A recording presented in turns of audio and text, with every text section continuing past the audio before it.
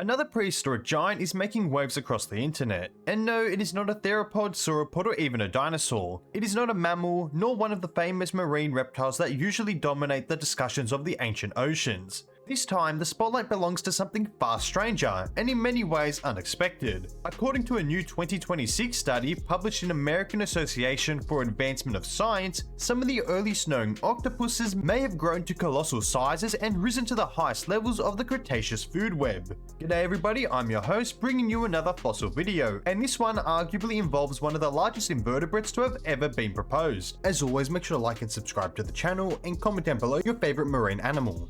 This animal is known as Nanaimoteuthis Mosa, a giant early relative of modern finned octopuses. So giant in fact, it may have rivaled some of the largest predators in its own ecosystem. Now, when most people think of octopuses, they imagine highly intelligent but relatively modest animals hiding in reefs, opening jars, and squeezing through impossible gaps. Even when people think of the largest species, such as the giant Pacific octopus, it still seems small compared to what this study suggests once lived over 100 million years ago. The story of this giant actually begins well before 2026. Important fossil material was first recovered in 2008 from late Cretaceous marine rocks on Vancouver Island, while additional specimens were known from the Cretaceous deposits in Japan. At first, these fossils were isolated cephalopod jaws, interesting but not too much to go off of. But only a smooth 18 years later of taxonomic revision, technological upgrades, and digital imaging were researchers able to more confidently suggest that they were looking at a true giant. Now, that alone would be impressive, but what really makes this discovery remarkable is that octopuses almost never fossilize well. Unlike animals with bones or shells, octopuses usually vanish without leaving too much of a trace. In this case, the researchers had to rely largely on the fossil jaws or beaks of the animal. Also, quick note, this video I've been saying octopuses as the plural of octopus because, well, that's the correct way of saying it, but you all let me know what your preferred pronunciation is. Personally, I think octopi sounds better.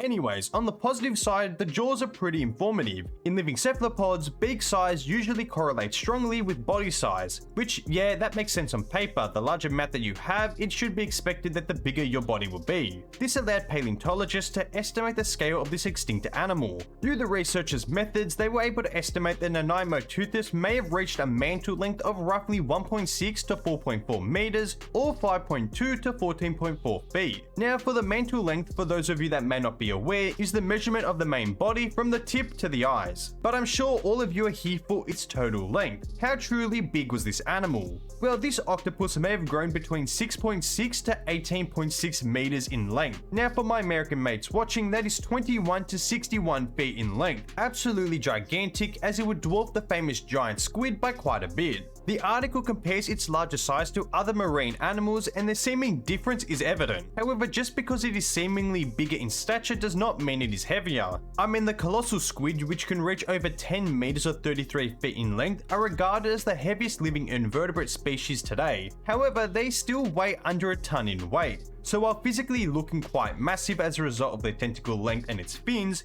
it would still weigh less than the larger mosasaurs that would have called the oceans home. Now, it is important to be clear here that it is not a direct tape measure reading from the complete fossil. Obviously, as referenced before, we don't have the full skeleton because we simply can't. It is a scientific estimate based on the jaw proportions and body ratios in living relatives. But if those estimates are close to correct, then this animal would rank among the largest cephalopods ever known, greater in scale than the colossal and giant squid, and possibly being among the largest invertebrates yet described. The study places these animals within Serrata, the finned octopus lineage. Today's serrates are mostly deep-sea octopuses, often being nicknamed Dumbo octopuses because of their ear-like fins on their mantles. These animals tend to be slow-moving, gelatinous, and relatively small compared with the active coastal octopuses. That makes this discovery all the more surprising. A group now associated with deep-sea drifters may once have included enormous predators patrolling shelf seas of the circum-North Pacific. The researchers also argued that these animals were not passive scavengers, instead being active hunters. This is supported by the fossil jaws, which show intense wear, including chips, scratches, polishing, and even cracks. In modern cephalopods, similar damage is associated with repeatedly crushing hard prey such as shelled animals. In the largest jaws of these fossil octopuses, around 10% of the jaw's tip appears to have been worn away over time. That suggests that it was not just snacking on soft prey, but frequently feeding on tough, durable prey. With these interpretations, the authors believe that these octopuses may have acted as active carnivores, being capable of crushing shells and bones.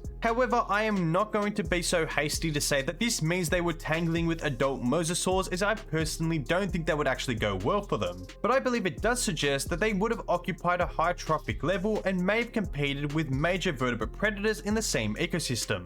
Still though, they would have been massively outweighed by mosasaurs. Another interesting detail that the researchers picked up is the asymmetry of the jaw wear. In both major species studied, the right side of the jaw appears to be more worn than the left. The authors of the article suggest that possible lateralized behavior, meaning the animal may prefer one side while feeding, could suggest intelligence. In living animals, behavior laterally is often linked to more advanced cognitive capacity. For example, primates like chimpanzees, birds like parrots, and of course modern cephalopods like octopuses. Now, this does not act as hard proof of genius level octopus planning, but it may hint that complex cognition was already emerging in early octopus evolution. And that broader evolutionary story may be the most important part of it all. For hundreds of millions of years, vertebrates have generally been viewed as the dominant apex predators of marine ecosystems. Sharks, marine reptiles, and later whales occupied the top tiers of ocean food webs. Sure, we may have the oddball here and there like the colossal squid, but the family seemingly gets the short end of the stick, usually being seen as prey or mid-level hunters,